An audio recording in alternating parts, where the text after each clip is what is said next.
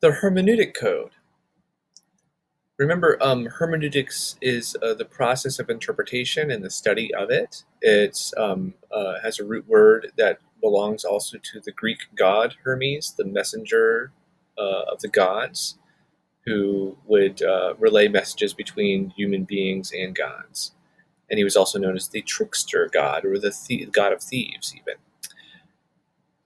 In any case, Barth observes that semic space is glued to hermeneutic space, in that what the hermeneutic code moves toward, that is, a profound or final space, is nothing other than a signified which refuses to connote. The hermeneutic code inscribes the desire for closure and truth. However, this code provides not only the agency whereby a mystery is first suggested and later resolved, but a number of mechanisms for delaying our access to the desired information. The problem is to maintain the enigma in the initial void of its answer, whereas the sentences quicken the story's unfolding and cannot help but move the story along. The hermeneutic code performs an opposite action. It must set up delays, obstacles, stoppages, deviations in the flow of the discourse. Its structure is essentially reactive, since it opposes the ineluctable advance of language with an organized set of stoppages. Between question and answer, there is a whole dilatory area whose emblem might be named reticence. The rhetorical figure, which interrupts the sentence, suspends it, turns it aside. Barth divides the hermeneutic code into 10 constituent parts or morphemes, many of which overlap in practice and whose order can be considerably varied. Thematization, proposal of the enigma, formulation of the enigma, request for an answer, snare, equivocation, jamming, suspended answer, partial answer, and disclosure.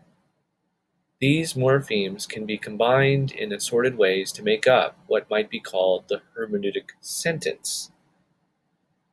The first of the hermeneutic morphemes is thematization, or an emphasizing of the object which will be the subject of the enigma.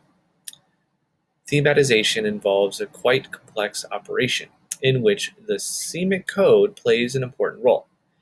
It is in effect the definition of character, object, or place in ways which signify mystery. Stevenson's Dr. Jekyll and Mr. Hyde, for example, simultaneously defines the central character and establishes that there is an enigma. Mr. Utterson's name implies that he has something to tell, but the opening sentences of the narrative indicate that he will not relinquish any information easily. Mr. Utterson, the lawyer, was a man of rugged countenance that was never lighted by a smile.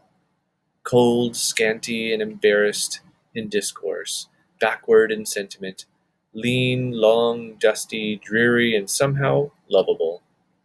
At friendly meetings, and when the wine was to his taste, something eminently human beaconed from his eye, something which indeed never found its way into his talk, but which spoke not only in the silent symbols of the after-dinner face, but more often and loudly in the acts of his life. He was austere with himself, drank gin when he was alone, to mortify a taste for vintages, and though he enjoyed the theatre, had not crossed the doors of one for 20 years. The predominant attribute suggested by these two sentences, remarkable for their circuitousness of their syntax, is that of repression of the taste for wine, the impulse to smile, fondness for the theatre, and above all, verbal communication. The passage contains as well two references to wine drinking, one of which promises that the bar of repression will only be lifted through the intervention of that liquid, and the other of which counteracts the promise by announcing that Utterson has forced himself to renounce wine in favor of gin. A conflict thus emerges, at the very outset between self-indulgence and self-denial, a conflict which finds its locus in a mind-altering substance akin to the potion which we later learn transforms Jekyll into Hyde. No overt reference to the central enigma occurs until several pages later, when Utterson's comrade, Enfield, decides to tell the former about a very odd story which is connected with the street through which they happen to be walking. However, immediately prior to Enfield's remark, that street is thematized in ways which elaborately anticipate the formulation of the enigma. This thematization proceeds not only through the assistance of the semic code, but that of the symbolic code, whose function is to structure textual materials in oppositional terms. Even on Sunday, when it veiled its more florid charms and lay comparatively empty of passage, the street shone out, in contrast to its dingy neighborhood, like a fire in a forest, and with its freshly painted shutters, well-polished brasses, and general cleanliness and gaiety of note, instantly caught and pleased the eye of the passenger. 2 doors from the corner, on the left side, going east, the line was broken by the entry of the court, and just at that point a certain sinister block of building thrust forward its gable on the street. It was 2 stories high, showed no window, nothing but a door on the lower story, and a blind forehead of discolored wall on the upper, and bore in every feature the marks of prolonged and sordid negligence. Feature, blind forehead, and florid charms all establish a metaphoric relationship between architectural forms and their human inhabitants. As a consequence, the signifiers, freshly painted, cleanliness, discolored, blind, sordid, and sordid negligence, provide a moral commentary as well as a physical description. They set up an opposition, not just between a group of brightly lit and carefully groomed buildings and one which is dark and dingy, but between industry and slovenliness, moral hygiene and moral lassitude. In short, the street connotes a human conflict which will not be revealed until the conclusion of the narrative, the conflict of body and soul. Clearly, yet another code is at work here, the cultural code of Christianity. We will comment further on the last point below. The second hermeneutic morpheme isolated by Barth is the proposal that there is an enigma. When Enfield draws Utterson's attention to the door of what is later shown to be Hyde's house, and remarks, "It is connected in my mind with a very odd story," he overtly proposes the enigma. However, myriad details have already made us aware of the fact that there is a mystery, ranging from the emphasis placed on Utterson's taciturnity to the description of Hyde's house as windowless and sinister. The story which Enfield subsequently tells illustrates Barth's third hermeneuteme, the formulation of the enigma. This formulation receives frequent supplementations as the larger narrative progresses. Utterson elicits it from Enfield by asking to hear the story. This request for an answer constitutes the fourth of Barth's hermeneutic elements, and here facilitates narrative movement. The snare represents the most intricate of the hermeneutic morphemes, and the one richest in possible variations. Barth explains it as a pretense which must be defined by its circuit of destination, by one character for another, for himself, the discourse for the reader. The snare can thus involve 3 sorts of deception, only 2 of which, those involving either a set of characters or the discourse in the reader, would seem to require a deliberate evasion of the truth. Dr. Jekyll and Mr. Hyde demonstrates that there are even situations in which the first of the snares enumerated by Barth, the deception of one character by another, can be innocent.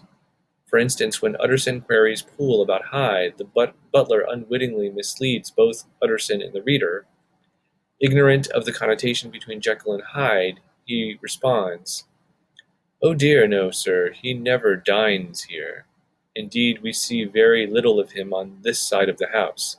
He mostly comes and goes by the laboratory. The double identity of the title character makes this kind of snare the most prevalent in Stevenson's story.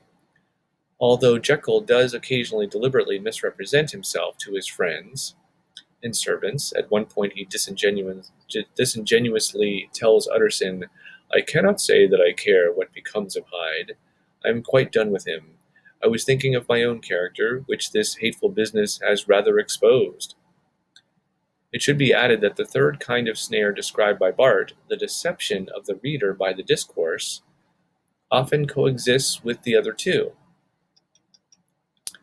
Poole's unintentional snare constitutes an intentional one at the level of the story's enunciation, as does Jekyll's deliberate lie.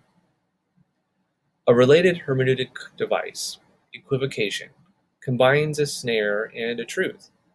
It is a statement which can be understood in two quite different ways. Again, because of the split personality of the Jekyll-Hyde character, Stevens' story provides numerous examples. One such example occurs at the moment of apparent disclosure, when the body of Hyde is discovered.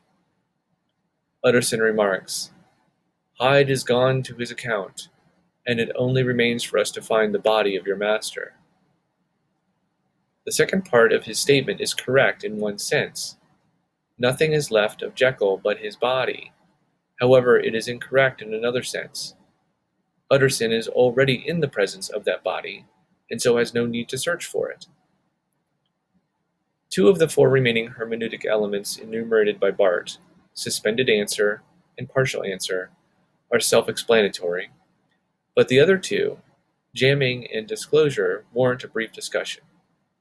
Jamming involves an acknowledgement of the apparent failure of the hermeneutic activity, usually because of the exhaustion of all available resources, the death of a key witness, the destruction of vital evidence, someone's stubborn refusal to talk, etc., and is intended to induce in the reader a frenzy of epistemophilia. That means the love of finding the answer. Dr. Jekyll and Mr. Hyde contrives an interesting variation on this theme by featuring characters who refuse knowledge in one way or another, and by portraying knowledge as something threatening, evil, to be avoided. When Enfield finishes his tale about the child who was viciously attacked by Hyde in the middle of the night, Utterson queries him about the aforementioned house. Enfield responds, "I feel very strongly about putting questions. It partakes too much of the style of the day of judgment. You start a question, and it's like starting a stone. You sit quietly on the top of a hill, and away the stone goes, starting others. And presently some bland old bird, the last you would have thought of, is knocked on the head in his own back garden by the family, and the family have to change their name. No, sir, I make it a rule of mine. The more it looks like a queer street, the less I ask." "A very good rule, too," said the lawyer.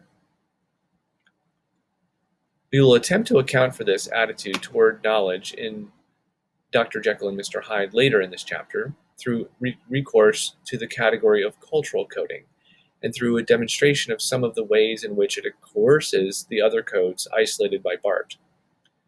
Bart defines the 10th hermeneutic component, disclosure, as a final nomination, the discovery and uttering of the irreversible word, as the moment of closure and the end of signification. He thereby associates it much more fully with the semic operation, that is, with prediction, than with any of the other hermeneutemes, all of which impede or delay predication. Because the hermeneutic code moves toward disclosure, it, like the semic code, projects a stable subject about whom things can ultimately be discovered, although the process may be painstaking and full of delays. A subject, in short, who can be defined and known.